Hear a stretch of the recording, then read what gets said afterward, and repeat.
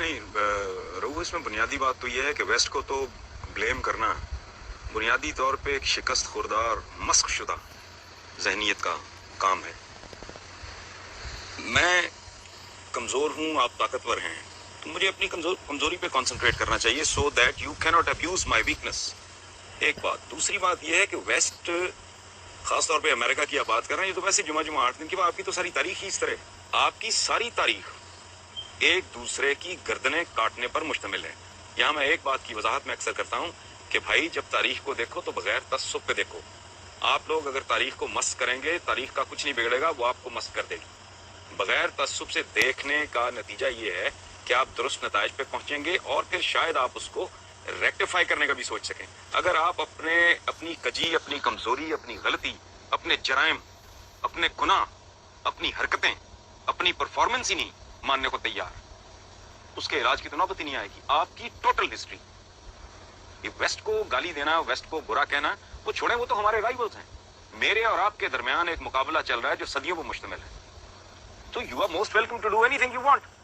हम कहते हैं वो जी साजिशें करते हैं, वो आपसे बेहतर दिमाग रखते हैं तो साजिशें करते हैं, आप कर लें। अब फिर झूठ है ये बड़े सगीर की तारीख उठा के देख लें। लॉर्ड क्लाइव के साथ 200-250 गोरा था, बाकी सारे हम ही लोग थे, हमारे बुजुर्ग थे। बक्सर की लड़ाई में शाह आलम सानी का इन्होंने जो हशर किया है, लड़ने वाला कौन था उसके खिलाफ? बाबर को किसने निकाला था परगना से? उसके चचाओं ने। यहाँ के उसने किसकी गर्दन उतारी सबसे पहले? इब्राहिम लोदी की। अमीर तैमूर ने किसको मारा? यलदरम को। बनु उमैया, बनु अब्बास, ये आपके हाथ से स्पेन गया। फिर ये अप्रोच भी गलत है, स्पेन चला गया। स्पेन आपकी बरी में लेके आए थे, आप ताकतवर थे उस वक्त, आप एक्सपैंड कर रहे हैं। आज वो ताकतवर हैं, वो एक्सपैंड कर रहे हैं। जब आप अपना वर्ल्ड ऑर्डर, जब आप में सकत थी, दम था, जान थी, तो आप अपना वर्ल्ड ऑर्डर इंपोज कर रहे थे, आज वो कर रहे हैं।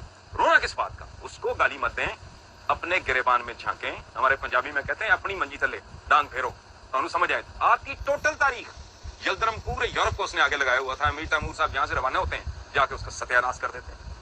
मुगलों का दौर देख लें, कहते हैं अंग्रेज ने डिवाइड एंड रूल किया। किधर डिवाइड एंड रूल किया? अंग्रेज तो आया वो जहांगीर के जमाने में गालिबन, please correct me if I am wrong, sir Thomas Roe वगैरह। उससे पहले जो आपस में एक दूसरे की गर्दनें काट रहे थे, उस वक्त आया जैसे बाबर आया और अंग्रेज जहांगीर के दौर में तकरीबन, ठीक है। अच्छा, उससे पहले जो मुगल शहजादे एक दूसरे की गर्दनें काट रहे थे, बाप को अंदर कर रहे थे, सगे भाई मार रहे थे, शेरशाह उनके साथ लड़ गया। ये टोटल पावर प्ले है, सदियों से चल रहा है। मोहम्मद बिन कासिम को खाल में सी के बुश ने भेजा था। अबैदा बिन जराह के साथ क्या हुआ? आपके जितने जनरल्स हैं जिसको आप इतना ग्लोरीफाई करते हैं, कभी अपने बच्चों को पढ़ाएं, उनके अंजाम क्या हुए थे? इन लोगों के साथ क्या किया आपने? करने वाले कौन थे? अब ये कदम कदम पे साजिशें ढूंढना, उनमें कीड़े डालना और लोगों को बताना कि जी वी आर द बेस्ट। तो मुझे एक और बात बताएं आप लोग, ये यंगस्टर्स बैठे हैं, ये गद्दार पैदा करने का ठेका आपने क्यों लिया हुआ है? गद्दार आप में ही यहाँ क्यों पैदा होते रहे, गोरों में क्यों नहीं हुए? उसकी वजह है रऊफ साहब, गद्दार एक खास कल्चर में पैदा होता है जहां फर्द और रियासत का मुफाद इस तरह हो जाता है ना, वहां गद्दार पैदा नहीं होते। सर थॉमस लो ने जहांगीर में से उसके बेटे का उसने इलाज किया, वो ठीक हो गया। उसने इनाम के तौर पे कहा कि इसके बराबर, इसके वजन के बराबर, मोटा आदमी था, सोना तोल के इसको दो। उसने कहा कि बादशाह सलामत, मुझे सोना नहीं चाहिए, मेरी कौम को अपने मुल्क के साथ ट्रेड करने की इजाजत दे दें। आपके पास ये वफा 2007 में नहीं है। आपके लीडर्स स्विस बैंकों के केस भुगत रहे हैं, कोई करप्शन किंग कहलाता है, कोई करप्शन क्वीन कहलाती है। आपके साथ, आपके पास अपनी बदनसीबी पे गौर करें, ये कमिटमेंट 2007 में नहीं है।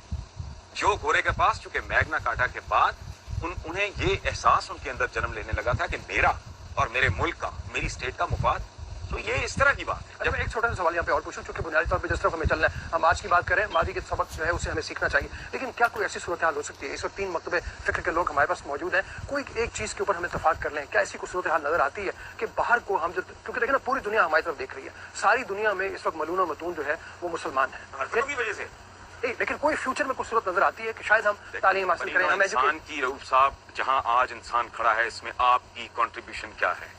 आपसे मुराद मेरी, हम सबकी 1 अरब 40 करोड़ मुसलमानों की कंट्रीब्यूशन क्या है? ये एक पैम्पर नहीं दे सके बनी नौ इंसान को, ये बॉल पॉइंट नहीं दे सके, ये गाड़ी की विंड स्क्रीन साफ करने वाला वाइपर नहीं दे सके। 56-57 इतने लगभग मुसलमान मुल्क हैं, एक में भी जमहूरियत नहीं है, डूब मरो। वाई? सदियों से एक बड़ा दिमाग नहीं पैदा किया। इस मुल्क में एक बड़ा आदमी पैदा हुआ है, मैं इंटेलेक्चुअली बात कर रहा हूँ। ये मुल्क है सबका है, जनाब साहब के स्टेटमेंट्स रिकॉर्ड पे हैं कि हिंदू अपनी जगह, फलां अपनी जगह, उसको आप जो भी लेबल लगाएं, डॉक्टर अब्दुल सलाम, उसको उन्होंने ठुड्डे मार के इस मुल्क से बाहर निकाल दिया। सदियों से एक बड़ा आदमी आपने पैदा नहीं किया। औकात ये है कि एक एवरेज लेवल का, एक आम सतह का दानिश्वर बात करता है क्लैश ऑफ सिविलाइजेशन, ये उसको सर पे बिठा लेते हैं और पूरी दुनिया में डिबेट पे शुरू हो जाती है। क्लैश ऑफ सिविलाइजेशन तो है ही नहीं, ये क्लैश ऑफ फेथ्स है। सिविलाइजेशन तो उनके पास है, आपके पास कौन सी सिविलाइजेशन है? बकरे में पानी इंजेक्ट करके उसका वजन बढ़ाने वाले, अपने बच्चों को नापाक गंदा गलीज दूध देने वाले, लाइफ सेविंग ड्रग्स में मिलावट करने वाले, जाली दवाइयां बनाने वाले, ला कानून। किसी मुल्क में ना आईन है, ना कानून है, ना आवाम की कोई इज्जत है, ना इज्जत है नफ्स है। आप रोटी नहीं दे सकते, इज्जत तो दें, आप वो भी नहीं दे सके। कौन सी ऐसी चीज, मुझे इतने यहाँ बच्चे बैठे हैं, इतने माशाल्लाह इस मुल्क की क्रीम बैठी है, मुझे एक बात, मैं दावा कर रहा हूं इतना बड़ा, एक बात बताएं जिस पे आप फख्र से कह सके ये हमारे पास है जो दुनिया